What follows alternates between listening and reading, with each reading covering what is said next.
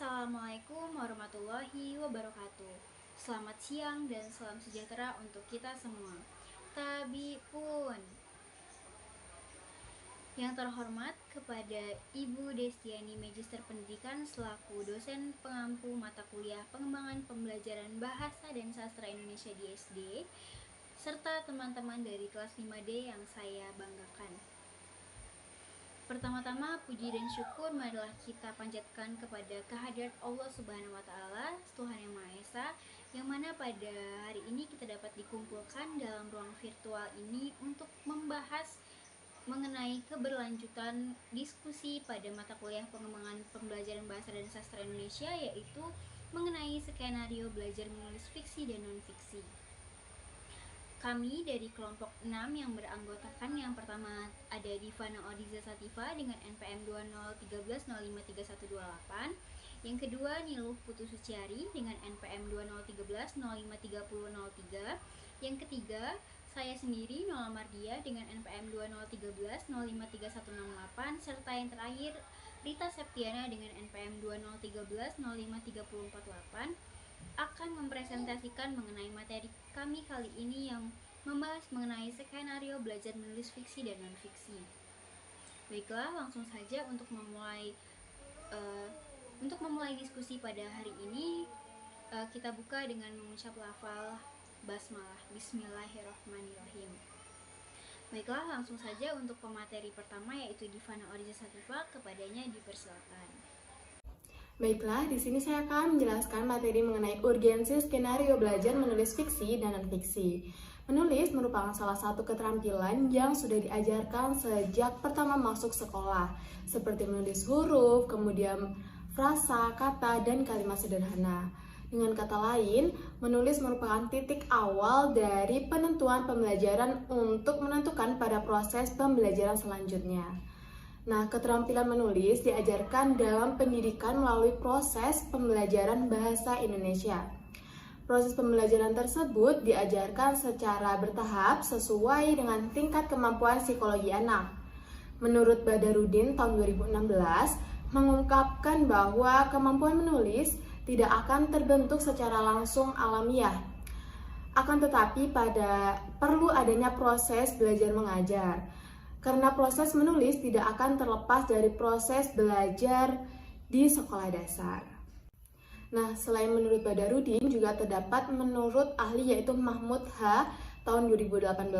Keterampilan menulis merupakan keterampilan yang sangat kompleks. Siswa tidak hanya menuangkan ide, tetapi siswa juga dituntut untuk mengungkapkan gagasan, konsep, perasaan, dan kemauan. Nah, oleh karena itu, dalam keterampilan menulis dituntut untuk memiliki gagasan, konsep, perasaan, dan kemampuan agar mampu menuangkan ide dengan melalui tulisan.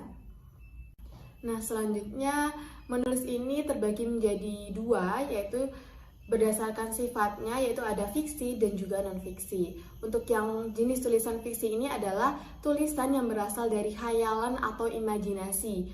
Dalam jenis menulis ini, penulis bebas berimajinasi. Nama tokoh, peristiwa, dan tempat kejadian merupakan hal imajinasi dari penulis itu sendiri. Nah, walaupun demikian, tetap ada kemungkinan terjadi persamaan antara imajinasi penulis dengan kenyataan yang pernah terjadi di suatu tempat.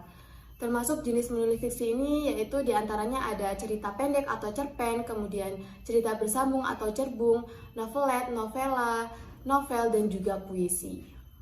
Kemudian jenis tulisan berdasarkan sifat yang kedua yaitu ada non-fiksi. Tulisan non-fiksi ini adalah tulisan yang berdasarkan informasi, data, dan fakta yang benar-benar terjadi. Data dan fakta itu dipaparkan dengan benar tanpa rekayasa atau ditambahi imajinasi penulis. Yang termasuk ke dalam jenis tulisan non-fiksi ini diantaranya ada berita, kemudian artikel, opini, tajuk, rencana, resensi, reportase, biografi, autobiografi, dan karya tulis ilmiah. Penulis harus dapat mempertanggungjawabkan hal yang dipaparkannya dalam tulisan jenis non-fiksi ini. Materi selanjutnya yaitu urgensi skenario pembelajaran menulis fiksi. Menulis fiksi merupakan salah satu keterampilan menulis kreatif yang harus dikuasai oleh siswa bahkan sejak di sekolah dasar. Pada jenjang pendidikan dasar, pembelajaran menulis ini dibagi menjadi 3 jenis, yaitu menulis puisi, menulis cerpen, dan menulis drama. Agar siswa terampil mengkomunikasikan idenya dalam sebuah karya fiksi, mereka perlu dimotivasi untuk melatih kegiatan menulisnya secara teratur. Nah, pembelajaran fiksi di sekolah dasar ini bertujuan untuk mengasah kepekaan siswa dalam mengekspresikan emosi dan perasaannya dalam sebuah tulisan. Mereka juga dibimbing untuk menghasilkan tulisan-tulisan yang merupakan hasil dari kegiatan menghayal atau imajinasi mereka. Oleh karena itu, untuk mewujudkan hal tersebut perlu adanya upaya yang efektif dari seorang guru, salah satunya yaitu melalui model pembelajaran yang tepat. Nah, penyajian model-model pembelajaran menulis fiksi yang tepat oleh guru dalam suatu kegiatan pembelajaran menulis fiksi akan memberikan pengaruh besar bagi siswa dalam usaha menciptakan keleluasaan dan kebebasan mereka dalam menghasilkan sebuah tulisan fiksi. Nah, di samping itu juga kita sebagai seorang pendidik atau sebagai fasilitator dalam kegiatan pembelajaran, seorang guru itu sepatutnya bisa memiliki metode, model, atau cara-cara menulis fiksi yang menarik dan mudah bagi siswa. Itulah penyampaian materi dari saya. Selanjutnya saya kembalikan ke moderator. Terima kasih. Dalam kurikulum 2013, materi menulis fiksi itu mencakup ada 9. Yang pertama, menulis karangan berdasarkan rangkaian gambar seri. Di sini siswa dituntut untuk membuat atau menulis karangan berdasarkan rangkaian gambar seri yang sudah diberikan atau yang berada pada buku. Nah, yang kedua ini melanjutkan cerita narasi. Di sini siswa dituntut untuk melanjutkan sebuah cerita narasi yang sudah diberikan atau yang berada pada buku yang sudah diberikan. Nah, yang ketiga ini menulis cerita rekan berdasarkan pengalaman. Di sini siswa dituntut untuk menulis sebuah cerita berdasarkan pengalaman pribadi mereka. Nah, pengalaman ini bisa di saat mereka liburan atau pengalaman-pengalaman sebelumnya yang telah mereka alami. Nah, yang keempat ini melanjutkan isi pantun. Di sini siswa dituntut untuk melanjutkan sebuah isi pantun yang telah diberikan, entah itu gurunya yang memberikan atau yang sudah berada pada buku. Dan yang kelima ini menyusun karangan dari gambar seri yang diacak. Nah, yang pertama tadi menulis karangan berdasarkan rangkaian gambar seri. Di sini siswa dituntut untuk menyusun karangan dari gambar seri yang diacak. Di sini siswa hanya menyusun mana nih gambar yang pertama, gambar yang kedua, dan yang ketiga. Nah, yang keenam ada menulis prosa sederhana. Di sini siswa dituntut untuk membuat sebuah prosa sederhana. Dan yang ketujuh itu ada menulis puisi bebas. Di sini siswa dituntut untuk menulis sebuah puisi dan itu dibebaskan. Entah itu dia mau ngambil tema tentang alam, tentang sekolah, itu dibebaskan. Nah, yang ke-8 ada memparafrasekan puisi. Di sini memparafrasekan puisi maksudnya puisi itu memiliki makna yang sama, cuman memiliki kata yang berbeda atau diparafrase. Jadi, dia tidak menggunakan kata yang sama, tapi menggunakan kata yang berbeda dengan makna yang sama. Nah, yang ke-9 menulis drama sederhana. Di sini siswa dituntut untuk menulis sebuah drama sederhana. Tidak usah panjang tapi dapat siswa pahami. Selanjutnya ada menurut Mulyadi 1998, model-model pembelajaran menulis fiksi antara lain sebagai berikut. Yang pertama itu ada model pembelajaran menulis puisi. Nah, dalam model pembelajaran menulis puisi ini itu ada menjadi juru hipnotis. Semua itu dapat menjadi juru hipnotis. Nah, contohnya kita membuat puisi nih, kita akan tanpa sengaja kita pun telah menjadi juru hipnotis. Dan yang kedua, menulis keinginan dan harapan. Dalam ketika menulis sebuah fiksi, kita juga di sana telah menuliskan sebuah keinginan kita dan harapan kita. Entah itu keinginan kita untuk para pembaca dan harapan kita kepada para pembaca nih. Dan yang selanjutnya itu ada puisi namaku. Di sini kita dapat membuat puisi dengan nama kita sendiri. Nah, maksudnya puisi dengan namaku. Misalnya nama aku adalah Suciari. Kita membuat puisi dengan nama Suciari. Nah, yang selanjutnya menyusun puisi A, B, C, A, D. Di sini abjad nih. Kita menyusun puisi dari A sampai Z, tapi tidak terus-terusan sampai A sampai Z nih, bisa sampai A, B, C, D, E, sampai E saja itu bisa, tidak harus sampai Z. Yang penting abjadnya tuh urut. Nah, selanjutnya ini menulis imajinasi. Di sini kita menulis berdasarkan imajinasi kita. Kita membuat sebuah imajinasi, wah ini nih bisa nih buat ditulis. Jadi imajinasi kita bisa dituangkan dalam menulis fiksi. Nah, yang selanjutnya itu meniru model puisi yang sudah jadi. Nah, di sini kita bisa nih menirukan model puisi yang sudah jadi sebelumnya. Meniru model puisi yang sudah jadi ini itu bisa diikuti ketika kita sudah nih ada puisi, misalnya contoh kupu-kupu, kita mengikuti nih model puisinya kupu-kupu. Nah, itu namanya meniru model puisi yang sudah jadi. Selanjutnya model-model pembelajaran menulis cerpen. Yang pertama ada menceritakan gambar. Di sini kita menulis sebuah cerpen berdasarkan gambar yang telah diberikan. Kita menceritakan tuh gambar itu apa saja yang di dalamnya. Dan selanjutnya melanjutkan cerita. Di sini kita dituntut untuk melanjutkan sebuah cerita atau sepenggal cerita yang telah diberikan. Nah, yang selanjutnya ini mengawali cerita. Kita tuh mengawali cerita, kita dapat memberikan tema nih. Temanya adalah sekolah. Nah, mengawali ceritanya itu, sekolahku sangat indah, sekolahku sangatlah menarik. Nah, itu juga bisa nih. Yang keempat itu ada ganti tokoh. Dalam sebuah cerpen itu ada tokoh-tokohnya itu bisa diganti. Yang tadinya yang bernama Ani bisa kita memakai bernama Ana. Yang tadi bernama Tania kita ubah nih bisa menjadi namanya Rara atau siapapun itu. Kita dapat mengganti tokohnya. Nah, yang selanjutnya itu ganti setting. Ganti setting ini kita dapat mengubah latar atau tempatnya nih. Yang tadinya tempatnya di sekolah, kita bisa membuat tempatnya menjadi di rumah, tapi berceritanya tetap sama. Nah, yang selanjutnya ini mengurutkan plot. Jadi dalam itu tuh kita disuruh mengurutkan saja plot-plotnya, mana yang pertama, kedua, dan ketiga. Baiklah, di sini saya akan melanjutkan materi mengenai model-model pembelajaran menulis drama. Nah, telah dijelaskan yang sebelumnya itu mengenai menulis puisi dan cerpen. Di sini saya akan menjelaskan mengenai tentang menulis drama. Yang pertama itu terdapat model pembelajaran yaitu meniru model drama. Nah, jadi untuk yang meniru model drama ini, misalnya terdapat drama yang ditampilkan oleh guru di dalam kelas. Misalnya drama Malin Kundang, terdapat dialog atau cuplikan adegan dari drama Malin Kundang tersebut. Setelah itu, siswa dan siswi di kelas diminta untuk memperagakan kembali model drama yang ditampilkan oleh guru tersebut. Nah, yang kedua, mencatat dialog suatu benda. Nah, untuk kegiatan ini, dialog-dialog, misalnya guru memberikan sebuah adegan drama seperti yang model pertama tadi, namun pada poin kedua ini siswa-siswi mencatat dialog yang ada di dalamnya. Nah, untuk yang ketiga yaitu mengarang drama dari cerpen. Nah, pada bagian ini misalnya guru memberikan sebuah cerpen yang berjudul misalnya Kancil dan Serigala. Nah, setelah itu biasanya di dalam cerpen itu terdapat kalimat-kalimat tak langsung berupa percakapan dari tokoh-tokoh yang terdapat di dalam cerpen.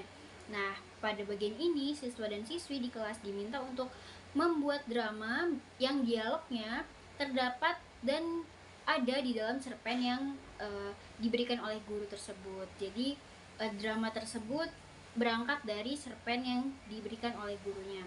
Nah, yang keempat nih terdapat model yaitu melanjutkan naskah drama. Nah, misalnya terdapat sebuah dialog adegan di mana Malin Kundang dan ibunya itu bertemu. Nah, pada dialog selanjutnya itu misalnya masih belum ada gitu, atau terdapat sebuah cuplikan namun cuma satu adegan saja. Nah, siswa dan siswi ini diminta untuk melanjutkan naskah drama atau melanjutkan skenario dialog dari drama yang ditampilkan pada cuplikan drama yang ditampilkan oleh guru.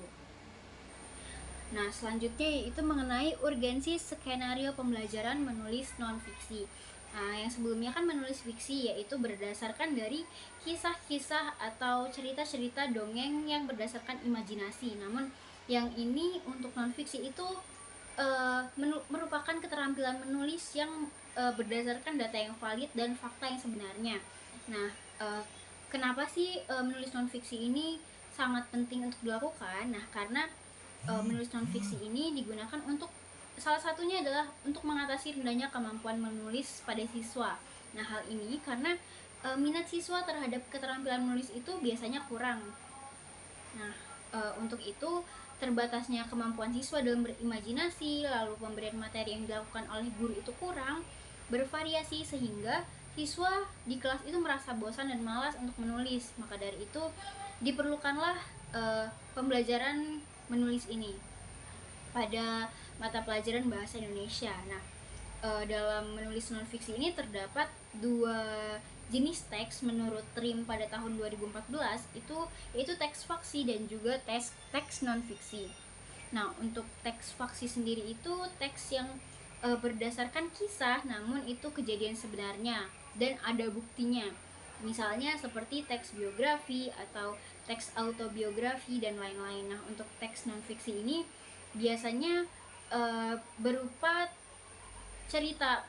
berupa teks-teks pendek seperti misalnya teks deskriptif, laporan, atau prosedur, teks eksplanasi dan lain-lain. Nah, biasanya untuk menyingkat atau untuk memudahkan mengingat siswa pada teks non-fiksi ini biasanya disingkat dengan depan.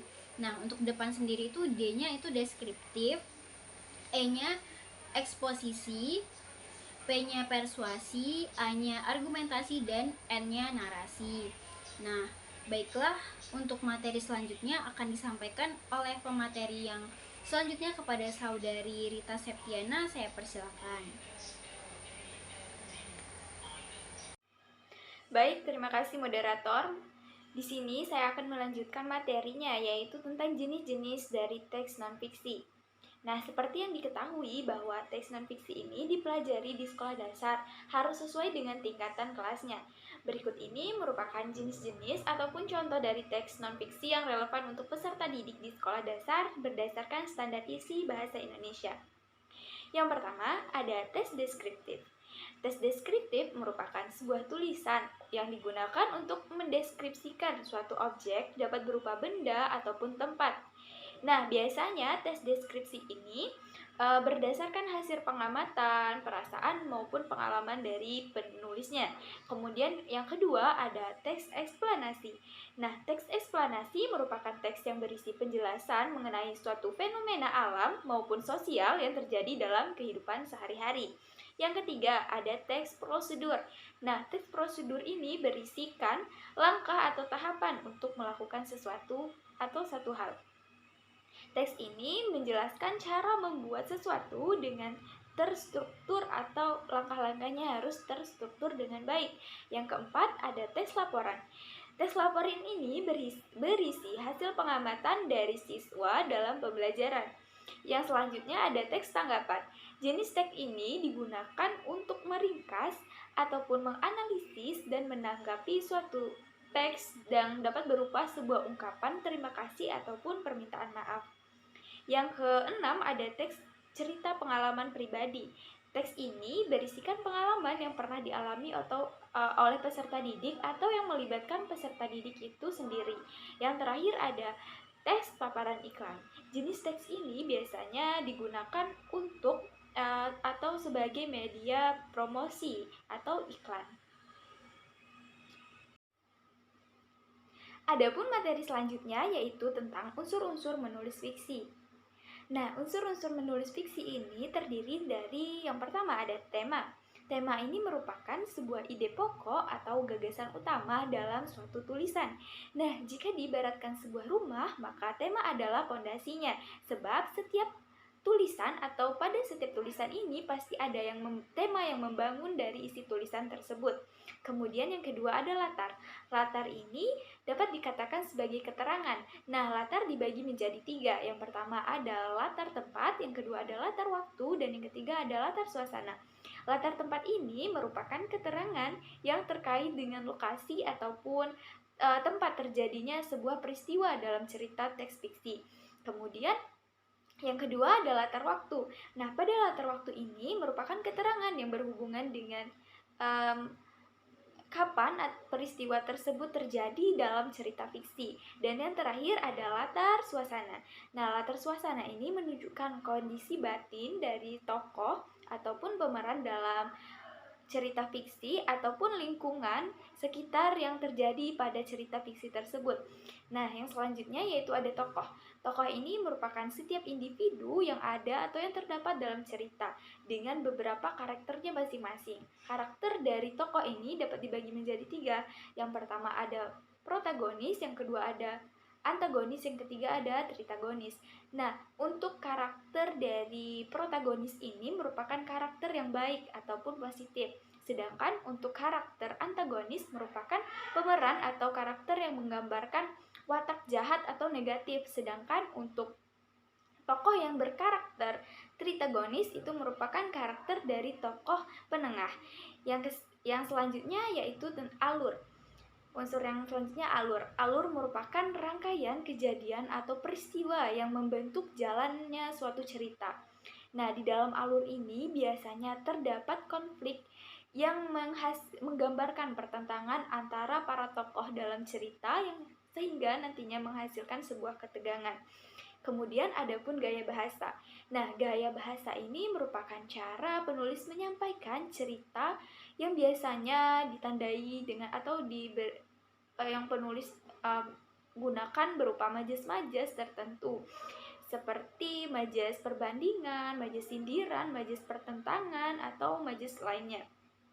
Kemudian ada pun yang terakhir yaitu amanat. Amanat ini merupakan pesan yang ingin disampaikan oleh penulis kepada para pembacanya melalui cerita tersebut.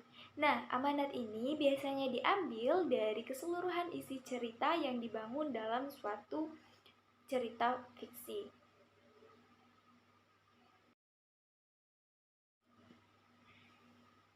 Adapun materi selanjutnya yaitu tentang unsur-unsur menulis fiksi. Yang pertama ada cover buku. Pada cover buku ini terdapat informasi mengenai buku non-fiksi ini, seperti judul dan juga nama penulis. Selain itu terdapat juga buku non-fiksi ini yang menyertakan edisi terbit serta tahun terbit serta edisi pada sampul buku. Kemudian yang kedua ada rincian subbab dari buku. Nah, biasanya rincian ini merupakan gambaran umum dari subbab yang bersangkutan. Tujuan dari rincian subbab ini memudahkan para pembaca dalam memahami isi buku teks non-fiksi. Yang selanjutnya ada judul subbuku. Nah, judul subbuku ini biasanya terletak pada halaman daftar isi pada buku non-fiksi, sehingga memudahkan para pembaca untuk menemukan bagian mana yang ingin dicari. Selanjutnya ada isi buku. Nah, isi buku ini menjelaskan secara rinci tentang isi dari keseluruhan buku non-fiksi. Isi buku umumnya dijelaskan dalam bahasa yang baku dan juga harus berdasarkan fakta dan data yang dapat dipertanggungjawabkan oleh penulis. Kemudian ada cara menyajikan isi buku. Nah, ini biasanya dapat berupa daftar pustaka dari buku non-fiksi yang dibuat untuk menyertakan berbagai gambar atau referensi yang digunakan penulis dalam menyusun buku non-fiksi. Yang selanjutnya ada bahasa yang digunakan. Nah, bahasa yang digunakan ini harus baku dan sesuai dengan KBBI. Jika terdapat kata serapan atau kata asing yang jarang terdengar oleh masyarakat, maka penulis biasanya akan menuliskan atau mencantumkannya dalam glosarium, sehingga nanti para pembaca dapat mencari arti dari kata tersebut pada glosarium tersebut untuk mencari artinya atau maknanya. Nah, pada bahasa yang digunakan dalam teks non-fiksi ini juga harus lugas, tidak bertele-tele, kemudian informasi yang disampaikan juga harus jelas agar nanti pesan ataupun informasi yang disampaikan ini bisa diterima dengan baik oleh pembaca. Yang terakhir ini ada sistematika penulisan. Nah, buku non-fiksi ini harus terstruktur dengan baik, runtut, tidak acak atau sembarangan. Adapun tujuan dari sistematika penulisan yang baik ini agar memudahkan pembaca dan juga agar pembaca tidak bingung untuk membaca buku teks non-fiksi. Baik, Segitu materi yang dapat saya sampaikan, saya kembalikan ke moderator. Nah, begitulah tadi materi yang telah disampaikan oleh rekan-rekan saya dari kelompok 6, yaitu ada Saudari Divana, Saudari Nil, dan juga Saudari Rita Septiana mengenai skenario belajar menulis fiksi dan non-fiksi. Nah, selanjutnya materi, sebelum kita tutup nih materi pada siang hari ini, terdapat contoh skenario belajar menulis fiksi dan non-fiksi di SD. Contohnya itu biasanya untuk skenario ini tercantum di dalam RPP Bahasa Indonesia, atau sekarang karena pembelajarannya itu sudah terintegratif atau tematik, itu biasanya rancangan pembelajarannya itu menjadi satu gitu dengan mata pelajaran lain. Nah, untuk skenario-nya sendiri itu guru menyesuaikan belajar menulis fiksi dan non-fiksi. Misalnya dalam penulisan fiksi itu seperti yang telah dijelaskan mengenai kisah-kisah yang berdasarkan imajinatif gitu, dan itu dipaparkan pada bagian inti dari suatu pembelajaran. Nah, untuk non-fiksi sendiri seperti yang telah dijelaskan itu mengenai materi-materi berdasarkan data-data faktual atau valid yang berupa non-faksi atau yang berupa faksi atau teks non-fiksi. Nah, begitu juga sama seperti teks fiksi, yaitu tercantum di dalam rancangan pelaksanaan pembelajaran. Yang biasanya kita ketahui ya, kalau RPP itu terdapat tujuan. Yang pertama itu terdapat identitas sekolah, lalu KI dan KD, setelah itu indikator, tujuan, media sumber belajar dan lain-lain, serta kegiatan pembelajaran dan juga asesmen. Nah, pada skenario ini dipaparkan di dalam kegiatan inti dalam RPP. Nah, baiklah. Selanjutnya, karena materi kita sudah selesai, terdapat sebuah kesimpulan sedikit mengenai materi yang telah dijelaskan oleh rekan-rekan saya tadi, berupa yaitu menulis merupakan salah satu keterampilan berbahasa yang harus kita miliki, karena sejak sekolah dasar kita sudah diajarkan bagaimana untuk menulis, membaca, dan keterampilan-keterampilan berbahasa lainnya. Nah, untuk menulis fiksi dan non-fiksi ini merupakan salah satu keterampilan menulis yang diajarkan di SD. Nah, untuk menulis fiksi sendiri itu berdasarkan dari hayalan atau imajinasi, sedangkan non-fiksi itu berdasarkan informasi, data, dan fakta yang benar-benar terjadi. Nah, di samping itu kita mengetahui perbedaannya, kita juga tadi telah mempelajari mengenai skenario-nya juga. Baiklah, karena materinya sudah selesai, saya tutup mewakili teman-teman kelompok 6 pada presentasi kami pada siang hari ini. Saya ucapkan terima kasih atas partisipasinya. Saya akhiri. Wassalamualaikum warahmatullahi wabarakatuh.